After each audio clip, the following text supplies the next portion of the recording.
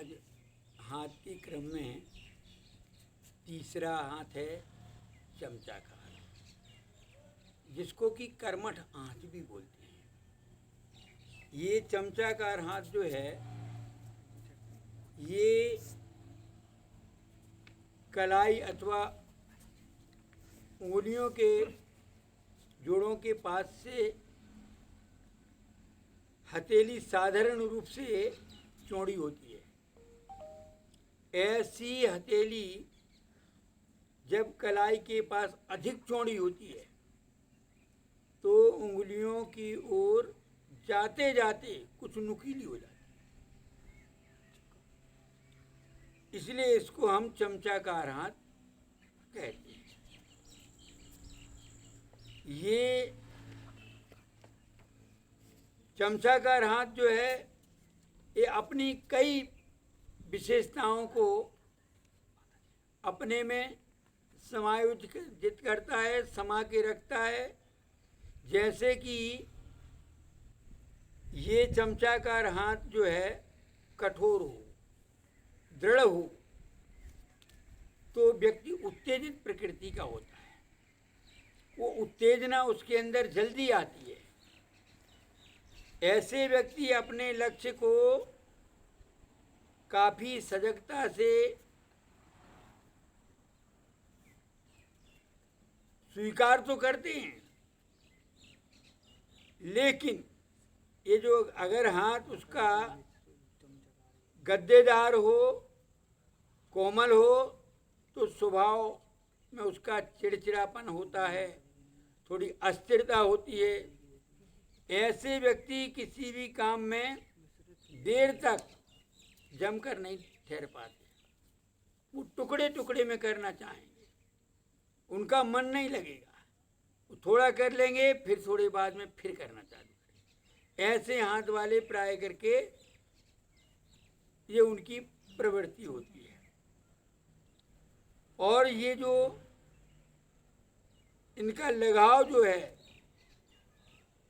कार्य के प्रति तो क्रियाशील होता है, स्वतंत्रता इनको विशेष प्रिय होती है। ये क्रियाशील होंगे, काम तो गहराई से करेंगे, परंतु ये जो हाथ वाले हैं, चमचाकार या कर्मठ हाथ वाले हैं, ये कार्य तो करेंगे लेकिन उसमें थोड़ी सी अस्थिरता जरूर पाई जाएगी। ऐसे हाथ वाले व्यक्ति जो हैं आविष्कार करते हैं, खोज करते हैं, मैकेनिक होते हैं, इंजीनियर होते हैं, या यूँ कहिए कि ऐसे जीव समाज सुधारक भी होते हैं। ये चमचाकार हाथ वाले जो हैं प्राय हर क्षेत्र में अपनी एक विशेषता छोड़ते हैं। यदि ये आकार में काफ़ी बड़ा हुआ या उंगलियां उनकी ज़्यादा विकसित हुई तो ये स्वाधीनता और स्वतंत्रता को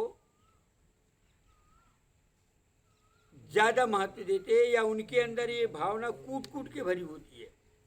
ये सनकी स्वभाव के भी होते हैं, इनको जो सनक सी लग जाती है,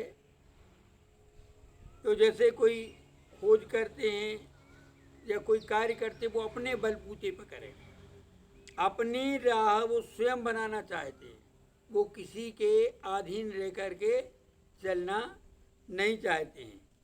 ये अपनी ख्याति स्वयं अर्जित स्थापित करेंगे, करने वाले होते हैं। ये परिस्थितियों में भी दूसरों का अनुकरण पसंद नहीं करते। कैसी भी परिस्थिति आ जाए लेकिन वो दूसरों का अनुकरण करना पसंद नहीं करेंगे। वे स्वयं ही स्वतंत्र उपदेशक होंगे, और चाहे वो उपदेशक हों, गायक हों, किसी भी क्षेत्र में जो पुराने नियम हैं उनको ही मात्र महत्व नहीं देते। वो एक अपना नया रूप देते हैं। जैसे गाने में है लय जो है, उन लयों में भी अपनी एक लय नई बनाएंगे। इसी तरह से ये नेता हों, अभिनेता हों, समाज सुधारक हो, डॉक्टर हो, तो ये अपनी मौलिक छाप, जैसे कोई डॉक्टर हुआ तो वो क्या करेगा, जो दवाई हैं वो हैं, लेकिन उसमें एक अपनी दवाई निर्माण जरूर करेगा। तो ऐसे ये प्राय करके लोग होते हैं, लेकिन इनको ये नहीं कहते कि ये सनकी ही, सनकी का मतलब ये नहीं कि सनक भर गई तो कुछ भी करने लग जाए। ये सनकी का मतलब ये है कि अपने का शुद्ध के पक्के होते हैं, जो धुन है उनकी वो अपने धुन में रहते हैं, कोई कुछ भी कहे, कुछ भी कहता रहे, उनको कोई फर्क नहीं पड़ता है। ऐसे व्यक्ति कोई भी काम अगर अपने हाथ में लेते हैं तो पहले तो समाज उसको मजाक रूप में स्वीकार करती है, यार ये कर लेगा क्या, लेकिन वह उस कार्य को करके ही दिखाते हैं। बाद में लोग उनकी प्रशंसा करते हैं। यानी वो अपने समय में ये सोच विचार के करते हैं, और नया काम भी करते तो उनकी क्षमता करने की उनकी बहुत होती है, वो करके ही दिखाते हैं। ये जातक जो होते हैं ये अपने विचारों से समाज में प्रमुख बन जाते हैं। ये दूसरों के विचारों से नहीं, अपने विचारों के बलबूते पर ये प्रधान होते हैं या कर्मठ होते हैं। इसलिए इसका इस हाथ को हम कर्मठ हाथ भी कहते हैं। चमचाकार हाथ का दूसरा नाम कर्मठ हाथ है, यानी ये कार्य करने में कर्मठ होते हैं, दक्ष होते हैं, इसलिए इसका नाम कर्मठ हाथ है। वो चमचाकार है कि ये सबको समेट सकते हैं, यानी कोई भी काम इनके लिए असंभव नहीं होता। धार लेंगे, करके दिखाएंगे।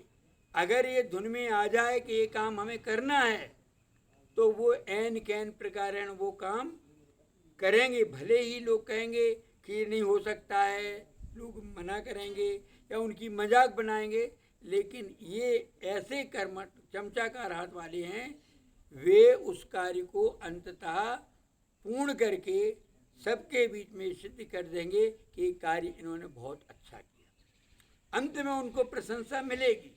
इसलिए चमचाकार और कर्मठ हाथ है, ये हाथ जिनका होता है उनके अंदर कई विशेषताएं होती हैं।